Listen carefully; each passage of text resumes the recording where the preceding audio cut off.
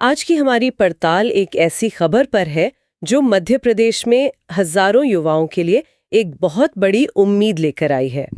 हम बात कर रहे हैं ग्राम पंचायत सचिव की भर्ती के बारे में, लेकिन हमारे पास सिर्फ सरकारी नोटिफिकेशन के कुछ पन्ने नहीं हैं। हमारा मकसद है इन पन्नों के पीछे की कहानी को समझना। बिल्कुल। पंचायत एवं ग्रामीण विकास विभाग ने 23,000 से ज्यादा पदों का ऐलान किया है। ये सिर्फ एक भर्ती नहीं है, ये ग्रामीण प्रशासन के पूरे ढांचे को आप कह सकते हैं एक नई शक्ल देने की कोशिश है। हाँ, आज हम इसी के हर पहलू को समझने की कोशिश करेंगे, सिर्फ क्या और कैसे नहीं, बल्कि क्यों। 23,011 पद। ये संख्या इतनी बड़ी है कि ये सिर्फ खाली जगह भरने जैसा तो बिल्कुल नहीं लगता। नहीं, बिल्कुल नहीं। ऐसा लगता है कि पूरे सिस्टम में एक नई जान फूंकने की तैयारी हो रही है। चलिए इसी से शुरू करते हैं। इतनी बड़ी भर्ती का असल मतलब क्या है? देखिए, आपका सवाल ही पूरी चर्चा की नींव है। पंचायत सचिव जो होता है वो गांव के प्रशासनिक ढांचे की रीढ़ होता है। सही है। सरकार की हर योजना, आप मनरेगा से लेकर प्रधानमंत्री आवास योजना तक ले लीजिए, सब उसी के जरिए जमीन पर उतरती है। अच्छा, तो 23,000 पदों का मतलब है कि सरकार ग्रामीण स्तर पर योजनाओं को लागू करने की अपनी क्षमता को कई गुना बढ़ाना चाहती है। ठीक है, तो ये एक बड़ा मौका है। अब अगर कोई सुनने वाला ये सोच रहा है कि क्या ये मौका मेरे लिए है, तो उनके मन में सबसे पहले दो सवाल आएंगे। उम्र और पढ़ाई। बिल्कुल, उम्र और पढ़ाई। चलिए इस पहेली के इन दो सबसे जरूरी हिस्सों को सुलझाते हैं। उम्र को लेकर क्या नियम है? आमतौर पर ज्यादातर सरकारी नौकरियों की तरह ही यहाँ भी न्यूनतम आयु 21 साल और अधिकतम 35 साल रखी गई है। 21 से 35। हाँ, ये एक मानक पैमाना है। लेकिन इसमें एक और बात है जो ध्यान खींचती है। वो रोजगार सहायक कोटा वालों के लिए उम्र की सीमा 50 साल तक है। जी, ये बहुत बड़ा अंतर है। इस छूट के पीछे क्या सोच है? ये बहुत दिलचस्प है। देखिए, पहले ये समझना होगा कि ग्राम रोजगार सहायक यानी GRS होता कौन है। ठीक है। आप इन्हें पंचायत सचिव का राइट हैंड समझ सकते हैं। अच्छा। ये मनरेगा जैसे कामों को जमीनी स्तर पर लागू करने में मदद करते हैं, गांव के लोगों से सीधे जुड़े होते हैं। ठीक है। तो सरकार का सोचना ये है कि इन लोगों के पास सालों का व्यवहारिक अनुभव है, भले ही डिग्री या उम्र। हाँ, भले ही औपचारिक डिग्री या उम्र उनके पक्ष में ना हो। तो ये छूट उनके अनुभव को एक तरह से सम्मान देने और उसे सिस्टम में बनाए रखने का एक तरीका है। यानी अनुभव को डिग्री जितनी ही तरजीह दी जा रही है।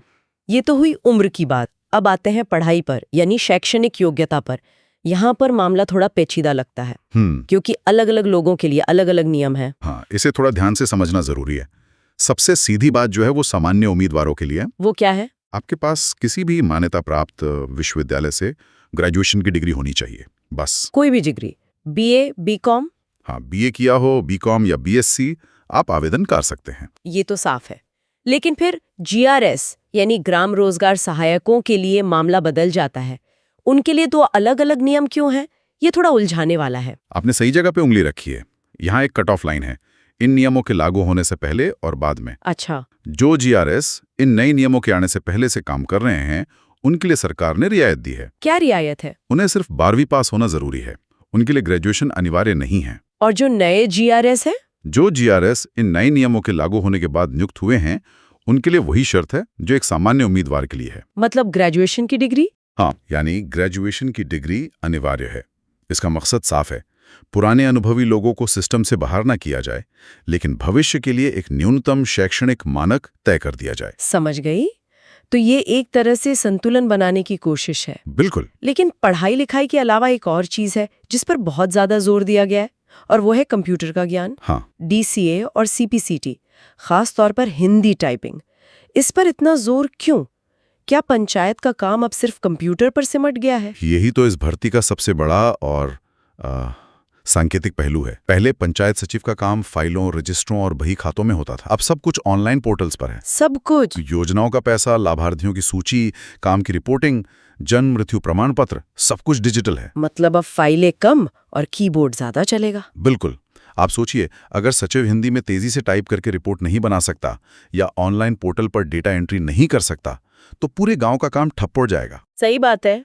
इसलिए DCA का डिप्लोमा ये साबित करता है कि आपको कंप्यूटर चलाना आता है, और CPCT का हिंदी टाइपिंग स्कोर कार्ड ये पक्का करता है कि आप उस पर तेजी से काम भी कर सकते हैं।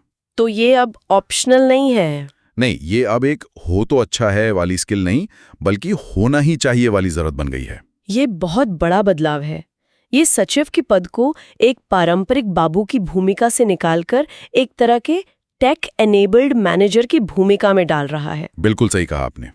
अब एक और दिलचस्प पहलू पर आते हैं।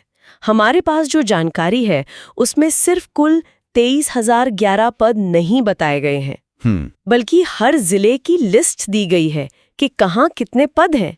इन आंकड़ों में क्या कोई कहानी छुपी है? बिल्कुल छुपी है। ये सिर्फ एक वैकेंसी लिस्ट नहीं है, ये एक तरह से मध्य प्रदेश के विकास का नक्शा हो सकता है। ये दिखाता है कि सरकार का ध्यान किन क्षेत्रों पर ज्यादा है। जैसे? कुछ उदाहरण दीजिए। देखिए, एक तरफ रीवा में 820 पद हैं, छिंदवाड़ा में 790 और सागर में 765 पद हैं। ये बहुत बड़ी संख्या है। हाँ, ये तो काफी ज्यादा है। वहीं दूसरी तरफ निवाड़ी जैसे एक छोटा जिला है, वहां सिर्फ 136 पद हैं। तो इतना बड़ा अंतर? हाँ, यह अंतर सिर्फ जिले के आकार या आबादी की वजह से नहीं हो सकता। तो फिर इसके पीछे और क्या वजह हो सकती है? क्या इसका मतलब ये है कि रीवा या छिंदवाड़ा जैसे जिलों में विकास योजनाओं को लागू करने में ज्यादा मैन पावर की जरूरत महसूस हो रही है? बहुत हद तक यही लगता है। ज्यादा पदों का मतलब हो सकता है कि सरकार इन क्षेत्रों में मनरेगा, स्वच्छ भारत मिशन या दूसरी केंद्रीय योजनाओं को और मजबूती से लागू करना चाहती है। अच्छा। हो सकता है कि इन जिलों में पंचायतों की संख्या ज्यादा हो या फिर मौजूदा प्रशासनिक ढांचा काम के बोझ तले दबा हो। एक उम्मीदवार के लिए ये सिर्फ नौकरी का अवसर नहीं है, बल्कि ये समझने का भी मौका है कि वो प्रदेश के किस हिस्से में विकास की प्रक्रिया का सबसे सक्रिय हिस्सा बन सकता है। वाह, ये तो आंकड़ों को देखने का एक बिल्कुल नया नजरिया है। तो एक उम्मीदवार ने अपनी उम्र और पढ़ाई की योग्यता जांची, कंप्यूटर की ज़रूरतों को समझा और जिलों की लिस्ट देखकर ये भी अंदाज़ा लगा लिया कि कहाँ मौके ज़्यादा हैं। अब अगला कदम क्या होगा? आवेदन करने की तारीखें आ गई हैं क्या? और यहाँ पर कहानी में एक छोटा सा ठहराव आता है। अच्छा। नोटिफिकेशन के मुताबिक आवेदन कब शुरू होंगे, कब खत्म होंगे और परीक्षा कब होगी, इन सभी तारीखों का ऐलान अभी नहीं किया गया है। मतलब अभी डेट्स नहीं आई हैं? नहीं, हर तारीख के आगे लिखा है जल्द ही सूचित किया जाएगा। इसका मतलब उम्मीदवारों को अभी इंतजार करना होगा। लेकिन ये इंतजार वाला समय उनके लिए एक मौका भी हो सकता है ना? बिल्कुल, ये तैयारी का सुनहरा समय है। अगर किसी के पास मान लीजिए DCA या CPCT का सर्टिफिकेट नहीं है तो वो अभी कर सकते हैं। हाँ, उसे हासिल करने का ये सही वक्त है। अपने दस्तावेज तैयार रखने का ये सही वक्त है, क्योंकि जब तारीखें आएंगी तो समय बहुत तेजी से भागेगा। और जब तारीखें आ जाएंगी तब आवेदन की प्रक्रिया क्या होगी? प्रक्रिया पूरी तरह से ऑनलाइन होगी। मध्य प्रदेश कर्मचारी चयन मंडल की वेबसाइट esb.mp.gov.in के जरिए प्रक्रिया के चरण काफी मानक हैं। वेबसाइट पर जाकर भर्ती का लिंक खोजना, रजिस्ट्रेशन करना, फॉर्म भरना, डॉक्यूमेंट्स अपलोड करना। हाँ, दस्तावेज अपलोड करना, फीस जमा करना और अंत में उसका प्रिंट आउट लेना। इसमें कोई ऐसी खास बात है जिसका उम्मीदवारों को ध्यान रखना चाहिए? एक बात जो मैं हमेशा कहता हूं और जिस पर जितना जोर दिया जाए कम है। बताइए। आवेदन करने से पहले नोटिफिकेशन को शब्द दर शब्द पढ़ना। अच्छा, एक एक लाइन? हाँ, मैं एक ऐसे उम्मीदवार को जानता था जिसने सारी तैयारी कर ली थी, लेकिन उसने ये ध्यान नहीं दिया कि निवास प्रमाण पत्र आवेदन की आखिरी तारीख से पहले का बना होना चाहिए। अरे! अंत में इसी एक छोटी सी गलती की वजह से वो पूरी प्रक्रिया से बाहर हो गया। हर नियम, हर शर्त को समझना बेहद जरूरी है। ये बहुत ही जरूरी सलाह है। अक्सर छोटी छोटी गलतियां ही बड़ी भारी पड़ती हैं। चलिए अब इस पूरी चर्चा को समेटते हैं। अगर हमें 3-4 सबसे जरूरी बातें निकालनी हो जो किसी भी उम्मीदवार को अपने दिमाग में रखनी चाहिए, तो वो क्या होंगी? जरूर। सबसे पहली और सबसे बड़ी बात है अवसर का आकार। 23,011 पद। हाँ। ये कोई रोज रोज आने वाला मौका नहीं है। ये पूरे सिस्टम को एक नई ऊर्जा देने की कवायद है और इसका हिस्सा बनना एक बड़ा अवसर है। दूसरी बात शायद उस बदलाव से जुड़ी है जिसके बारे में हमने बात की, मतलब सचिव की बदलती भूमिका। आपने सही पकड़ा। दूसरी मुख्य बात यही है, ये भर्ती साफ संकेत दे रही है कि भविष्य का पंचायत सचिव एक डिजिटल सचिव होगा। कंप्यूटर की कुशलता, खासकर हिंदी टाइपिंग, अब वैकल्पिक नहीं बल्कि बुनियादी योग्यता है।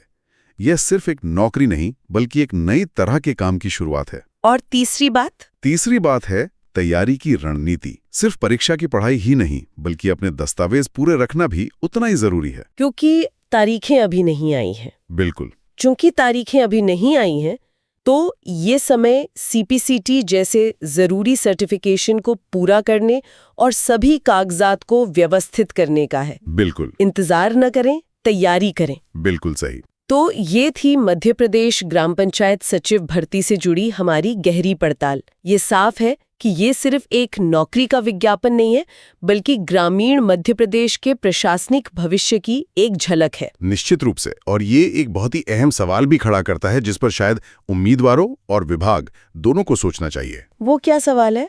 हमने देखा कि डिजिटल कौशल पर कितना जोर है।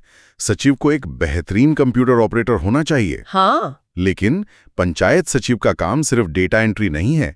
उसका काम गांव के लोगों की समस्याएं सुनना, सरपंच और पंचों के साथ मिलकर योजना बनाना और जमीनी हकीकत को समझना भी है। सही बात है। तो सवाल ये उठता है कि डिजिटल कुशलता पर इस जोर के बीच एक सचिव के सामाजिक कौशल, यानी लोगों से जुड़ने और उनकी समस्याओं को सुलझाने की क्षमता को कैसे परखा जाएगा? एक अच्छा टेक मैनेजर और एक अच्छा जनसेवक, इन दोनों भूमिकाओं के बीच संतुलन कैसे बनेगा? यह इस भर्ती की सफलता की असली कसौटी होगी। 33,000 ग्राम पंचायतों में ग्राम रोजगार सहायक के रिक्त पदों की भर्ती इस साल हम प्रारंभ कर रहे हैं। आने वाले 2-3 महीने में ये प्रक्रिया प्रारंभ होगी और सचिवों के जो पद खाली हैं उनको भी हमें भरना है। और उसमें हमने नीति बनाई है कि रोजगार सहायक से आधे भरे जाएंगे और आधे कंपटीशन से भरे जाएंगे। और उसमें भी हमने पहले 12वीं पास था, हमने अब उसमें ग्रेजुएशन किया है और बाकी चीजें आगे बढ़ाई। जो हमारी 33,000 ग्राम पंचायत तो हमारी 23,000 है। 33,000 जो एक बगिया माँ के नाम है, उनको हमने कार्बन क्रेडिट से जोड़ने के लिए आवेदन भी किया है।